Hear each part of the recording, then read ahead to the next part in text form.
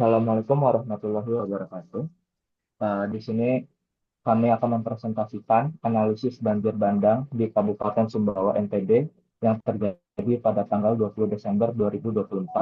Di sini kami grup satu, saya Ciko Del Piero Wibowo, Saya Aminda Ica Anjani. akan melanjutkan ke bagian selanjutnya. Oke, di sini kita lanjut ke bagian latar belakang.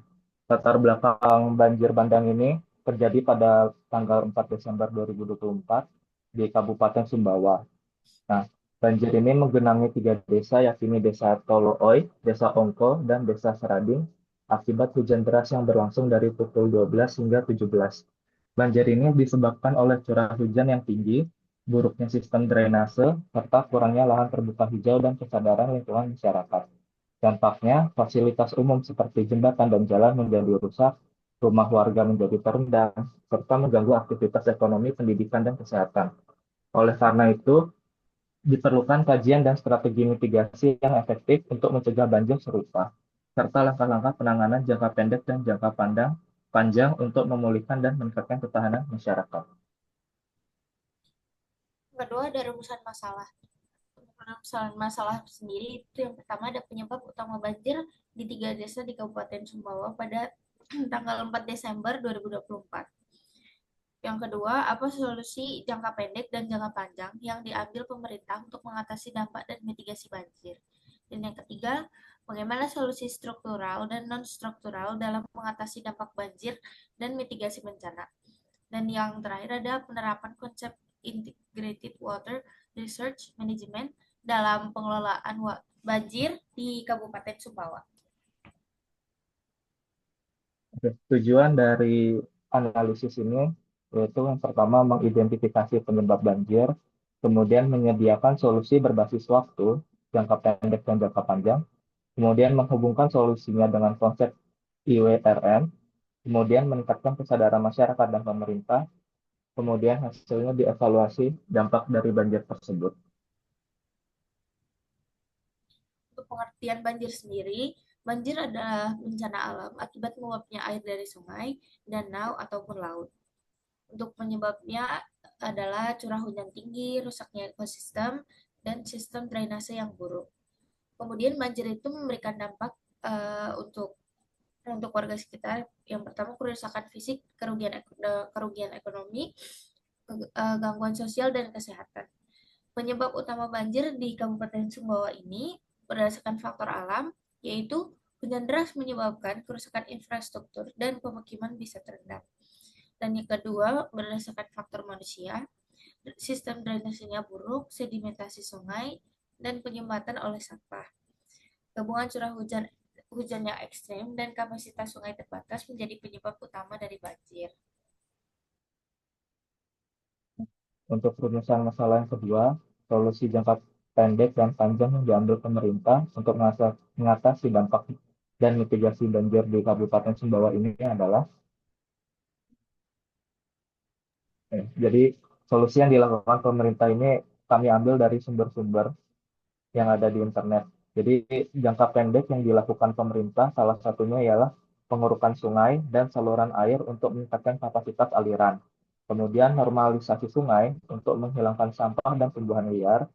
Kemudian pembangunan dinding penahan untuk mencegah longsor dan erosi. Kemudian penyediaan logistik dan penanganan untuk korban banjir. Nah, untuk jangka panjangnya, pemerintah melakukan perbaikan sistem drainase dan penerapan teknologi drainase modern (SUDS).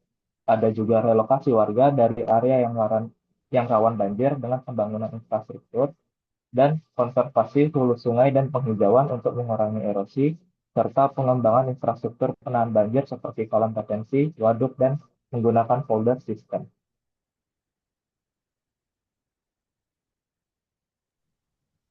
Untuk rumusan masalah ketiga, apa solusi struktural dan non-struktural? Apa saja yang dapat diimplementasikan dalam mengatasi dampak banjir dan mitigasi bencana banjir?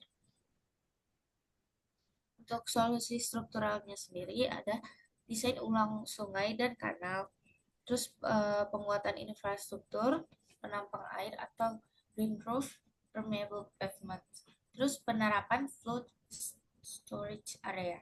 Untuk solusi non-strukturalnya, yang pertama ada sistem informasi hidrologi berbasis komunitas, yang kedua inisiasi program bank air, dan yang terakhir ada peningkatan insentif konservasi dan asuransi bencana.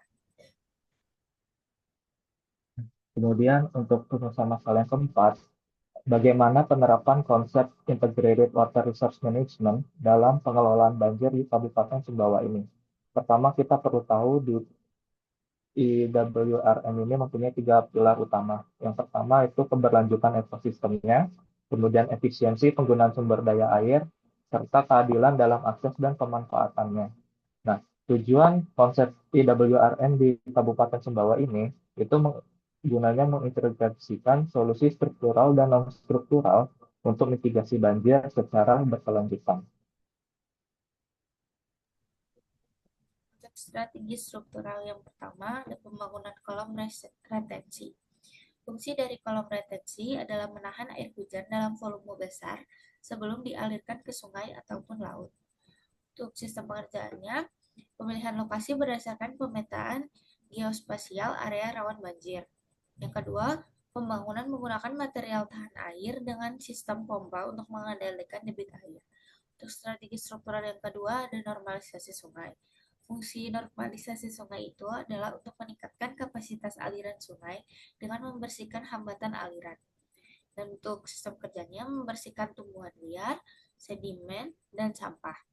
Yang kedua, melakukan pengarukan sedimen menggunakan alat berat serta melibatkan masyarakat lokal untuk pemeliharaan. Nah, untuk strategi non strukturalnya, yang pertama ada sistem peringatan dini. Fungsi sistem peringatan dini ini untuk memberikan informasi kepada masyarakat tentang potensi banjir secara real time. Cara kerjanya yang harus kita lakukan ialah instalasi sensor debit air di sungai utama. Kemudian kita bisa melakukan pelatihan masyarakat untuk membaca data dan menyebarkan informasi melalui aplikasi ataupun sirine lokal.